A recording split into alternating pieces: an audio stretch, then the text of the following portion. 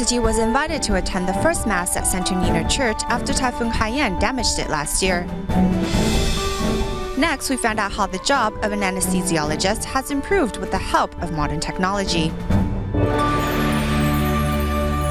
Welcome to DaAi Headlines. I'm Mary Lee. Thank you for joining us. One of the most important religious landmarks in Tacloban, the Santo Nino Church, was severely damaged in the aftermath of Typhoon Haiyan.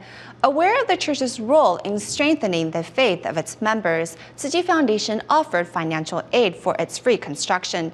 And on the eve of Christmas, the newly reconstructed church opened its doors for its first church service.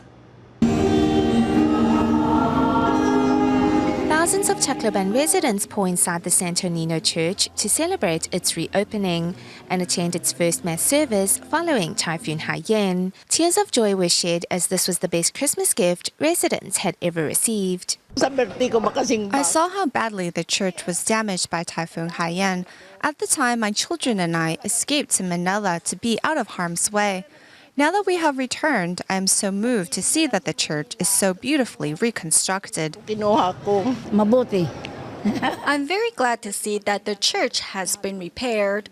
Archbishop of Leyte Province, John Du, expresses his appreciation to Tzu Chi for helping restore the church that has been a pillar of strength for residents. From Master Cheng Yen from Tzu Chi.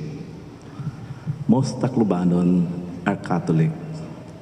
They need their faith and spirituality, especially during this time of disaster. Your church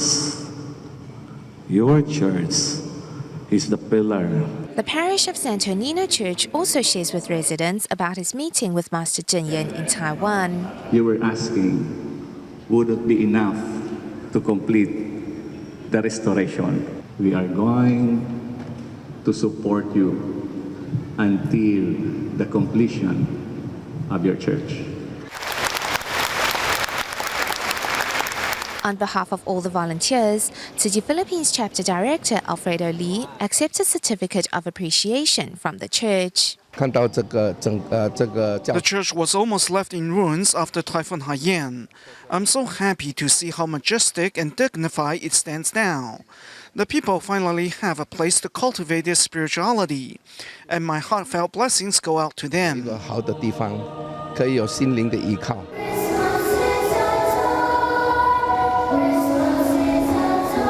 choir sings carols to celebrate the reopening of the Santo Nino Church on the eve of Christmas.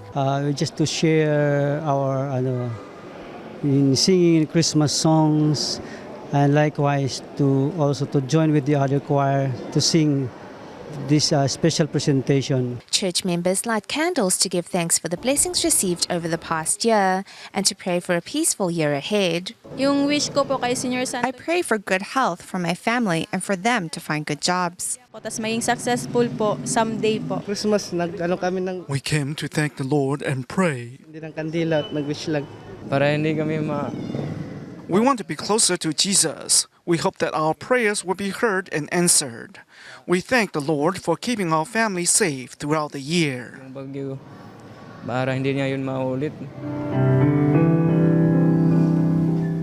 Now standing magnificent and tall once again, the reopening of the Santo Nino Church has brought a ray of hope to the people of Tacloban.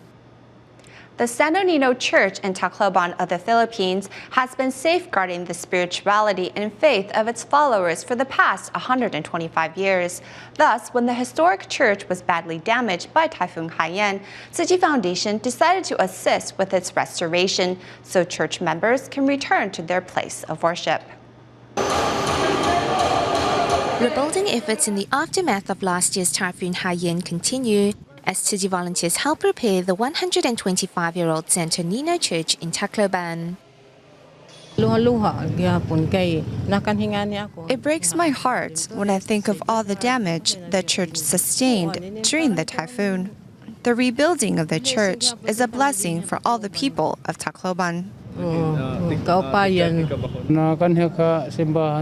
My heart is at peace every time I come to the church. Regularly, almost every day. In times of adversity, people entrust their faith in religion. Hence, Tzu Chi provided 3 prefab classrooms, which served as a temporary place of worship while the church was undergoing repairs. I thought and I believe that God would send some people to come to our rescue, to help us rebuild this church. Tzu Chi Foundation has clearly, generously demonstrated and extended that love and compassion.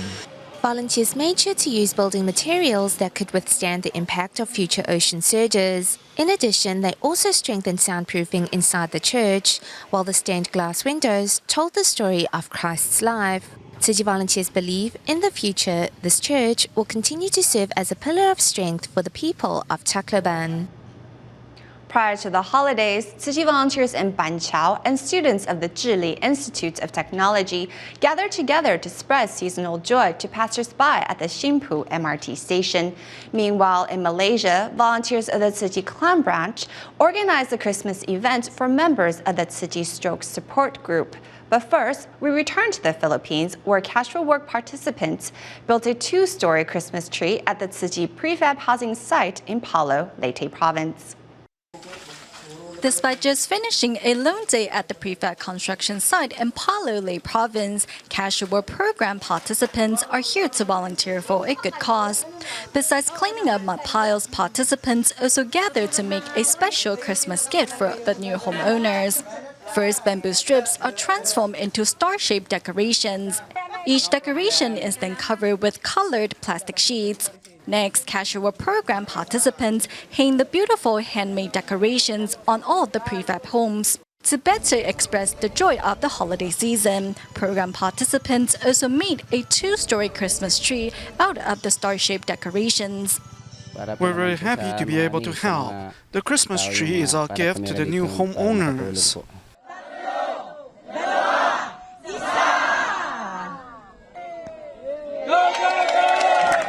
A simple tree lighting ceremony is held to kick off the holiday season. Tzu Chi volunteers also gifted each program participant with a bucket filled with useful items to help them celebrate Christmas in a more eco-friendly way. Tzu Chi volunteers have provided us with tremendous help and taught us valuable lessons. The volunteers have changed our lives. Thanks to the selfless dedication of the casual work program participants, new Tzu Chi prefab owners can finally celebrate Christmas surrounded by warmth and happiness. Meanwhile, in Malaysia, a Tzu Chi volunteer dressed in a Santa Claus costume is here to spread the joy of the holiday seasons to stroke patients. Very good. Merry Christmas. I'm happy. In July of this year, the Tzu Chi Klang branch established a stroke support group to help patients deal with their physical condition. 我喜欢看电视机嘛。没有的看不用紧，来慈济比较好。 There are so many people here who can support our stroke patients. With everyone's encouragement, our patients will feel much better. For the volunteers, even a small progress in their patients brings them tremendous joy. For many people, raising their hands is not a difficult task, but these stroke patients have to work so hard to do so. Their facial expressions are different compared to before. Now everyone looks forward to the monthly event. Through the monthly event, the bond between stroke patients and volunteers has become stronger and stronger. I hope I'll be able to walk on my own one day, so I can join the volunteers' ranks and help the less fortunate. To spread the joy of the holiday season to members of the public, students at the Zhili Institute of Technology in Taiwan and a group of children are on a mission.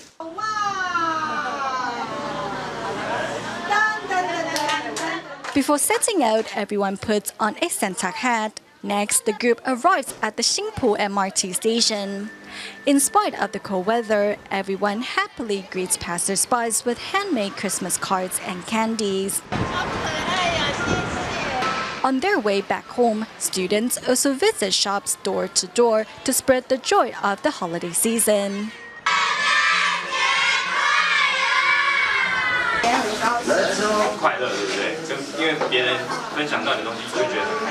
Thanks to this event, these students have experienced the true joy of giving.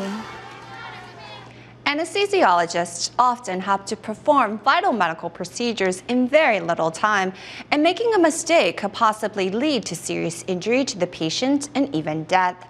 Thankfully, with new advances in technology, there are now some new tools that make their job easier and help protect patients as well. During general anesthesia, we will continue to give the patient medication to keep him or her sedated.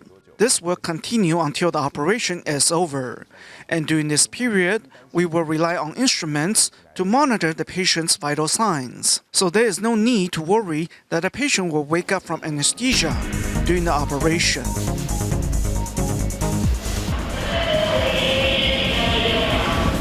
As soon as anesthesiologist He Ju-shou of Darling Tzu Chi Hospital comes out of one surgery, he is called to another. A person can not eat anything for up to a week and not drink a drop of water for 3 days, but cannot stop breathing for more than 10 minutes. Basically, the medication we administer will lower the respiratory function to a certain extent. But if not properly done, there will not be enough oxygen that enters the patient's body. As during a major operation, a patient often might need a transfusion due to the loss of blood. Anesthesiologists will usually place a central venous catheter in the patient to help facilitate the procedure. However, as the main artery and vein are only 0.5 centimeters apart, a small mistake can end up damaging the artery. Thankfully, anesthesiologists can now rely on ultrasound instead of simply feeling with their hands. Just a slight error of several millimeters, and you might end up stabbing the main artery. Even after you pull out the needle, bleeding may continue from the puncture, leading to hemothorax. By using an ultrasound, you can get a clear view of what's underneath the skin. So before you insert the needle, you already have a clear idea of where the blood vessels are. There is also a safer way to perform the bread and butter procedure of anesthesiologists, tracheal intubation. Instead of tilting the patient's head back and opening his or her jaw wide enough so a laryngoscope can be inserted way down to the trachea, which often causes discomfort in the patient's throat afterwards, now anesthesiologists rely on the new video laryngoscope, which has proved to be more comfortable and less intrusive. By using the new video laryngoscope, you don't have to force open a patient's jaw or clamp down on his or her tongue. In other words, the new technique is more gentle and allows an anesthesiologist to see better. That way, you won't end up hurting a patient's tongue, throat, or neck. The new method is also beneficial to anesthesiologists as well. The way we used to do them, because the way you had to angle yourself to perform the procedure. After a whole day, your lower back and neck would be really sore. It was a kind of occupational injury. Thanks to advancements in technology, anesthesiologists can do their job better and better help protect both their patients and themselves as well.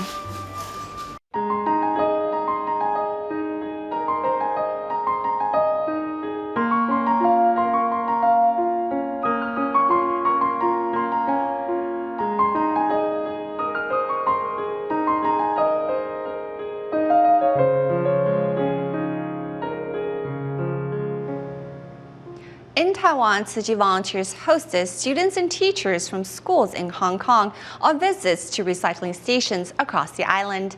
Later, we joined Cantonese students in Tainan who got some hands-on practice in sorting recyclables. But first, we head to Taipei's Neihu, where lessons on protecting the environment were taught.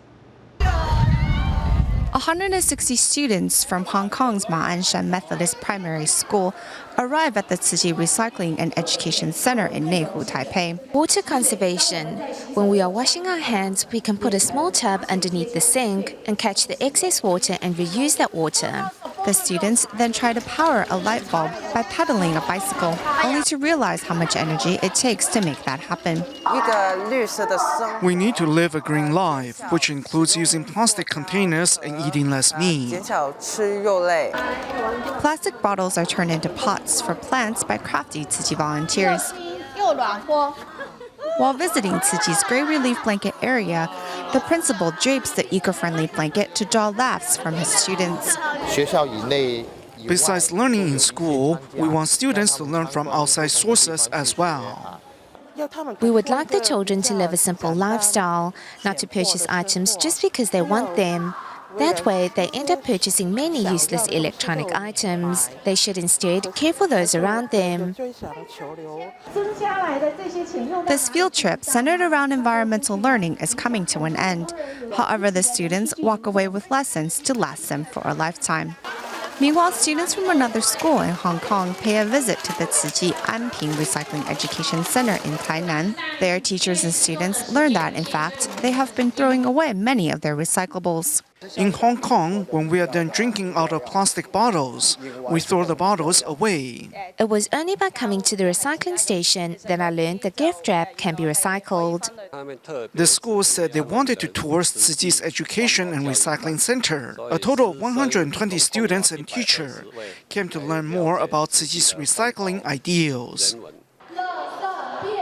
From practicing sorting recyclables on their own to touring the facilities and sharing in conservation ideals, students and teachers gain a new outlook on how best to actualize these lessons in their lives back home. Returning to Hong Kong, I will know how to separate the different categories of recyclables and how to be a protector of the earth.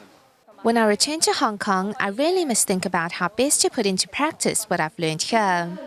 With one more person's energy working towards conserving the Earth's resources, the planet is one step closer to staying green for future generations. With the end of the year approaching, Taiwan's Food and Drug Administration once again disclosed the results of its inspection on trace pesticides in the country's produce. For the 5th consecutive year, potted vegetables remained at the top of the list. We now tell you more. As 2014 winds down, Taiwan's Food and Drug Administration has once again published its yearly report on pesticide in produce. This year's report showed that 35% of potted vegetables failed to meet standards, with string beans and snow peas being the worst. From the fruits category, 20.6% failed to meet standards, with bell pepper, eggplant and tomato being the most common offenders, while 10% of leafy vegetables failed to meet standards for pesticide residue. For 5 consecutive years, trace pesticides have been found on more than 35% of potted vegetables. Just what is happening? Potted vegetables can be grown continuously, so farmers can continue to grow them while harvesting is going on. This makes it difficult for them to stop spraying pesticides and prepare for harvest. The FDA says while farmers need to learn when to stop spraying pesticides, consumers can also learn to protect themselves. Steam can help remove trace pesticides because most pesticides are water soluble and will evaporate along with the steam. Though overall, the problem of trace pesticides in produce is improving, more still needs to be done to correct those that failed inspection. Just what is this farmer in Kaohsiung spraying? Though Xie Chun-ying, who has farmed for 9 years, is worried that pests will feast on her vegetables, she doesn't use man-made chemicals. In the early years, I would buy hot peppers and stir-fry them with vinegar to create my solution. Now I am using something more organic, which is mixing a mixture of hot pepper with garlic and lavender that they sell. As the solution is completely safe, Xie doesn't have to wear a mask when spraying. The existence of butterflies in her farm is a further proof that her produce is completely natural and pesticide-free. When mixing the solution, Xie can even do it safely with her hands. Though spraying has to be done every 5 days, which means more manpower and more expense, she does it gladly. Pesticides contains growth hormones, and from what I have seen, butterflies like to lay their eggs on vegetables sprayed with this even more. But when using an organic solution, they won't do that even though they still fly around nearby. Despite opting not to use man-made chemicals, Xi's vegetables still grow up healthy and delicious. And this way of farming not only protects Xi herself, but is also better for her customers. In Malaysia, before Ling Wei-ling joined Tzu Chi, she would spend her days off going into work anyway. But now, her choice of activity for her time off is to spend it with the sick and the elderly, along with other Tzu Chi volunteers. The day is just starting here in Malaysia, yet Ling Wei-ling and fellow volunteers have already arrived at the Tzu Chi Butterworth Dialysis Center to entertain patients with a sign language song. 有啲時間好啦。嚇，留咗嘛。 Heading to their next destination, the car of 8 volunteers arrives at a nursing home. 歡喜，都嚟就歡喜啦。In the past, on my days off, I would still head into work, so I didn't actually take a break. I then thought I wanted to change that, so I found something to do that was meaningful for me.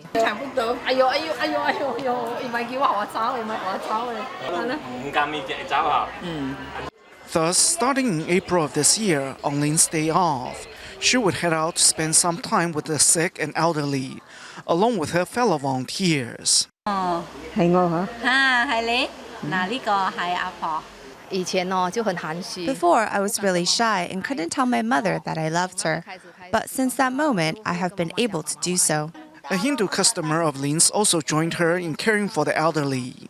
Though speaking different languages, the love and care remains the same. Makan cak boy. Auntie cakap happy. Happy,歡喜啦。 I'm happy to join here and long time I hope to do the service. So the Tzu Chis give me the opportunity to do this.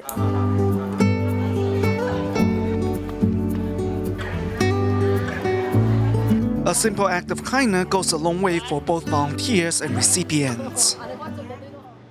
Yesterday, we visited the Tolerance Exhibition Hall organized by the Tzu Chi Kuala Lumpur and Selangor chapter in Malaysia, which showcases the Buddhist NGO's footsteps in safeguarding the planet. Today, we take a closer look at the exhibition to see how volunteers decorated the venue with products made from recyclables. This beautiful lamp displayed inside the Tolerance Exhibition Hall is made by Tzu Chi volunteers using recyclables. I am very surprised. I didn't know that this lamp is made by using easily available materials. Our volunteers made the lamp using newspaper and a balloon. The balloon serves as a model. The volunteers have also transformed egg holders into a beautiful and waste-free lamp. This is a heat-proof mat. You won't be able to purchase this anywhere else because it is made by the Tzu Chi volunteers using discarded paper. After folding the pieces of paper and then rolling them up, they can be made into a heat-proof mat. I really want to go home right now and make it myself. I think it is something practical that we can use in our daily lives. The volunteers also turn fruit wrappers into beautiful synthetic flowers. With the right creativity, unwanted items can be given a new lease on life. In Australia, we joined Tzu Chi volunteers from Sydney as they revisit the city of Griffith in New South Wales to check on some old friends they met through a flood relief in 2012. We will leave you with these images at the end of the show. Thank you for watching. See you next time.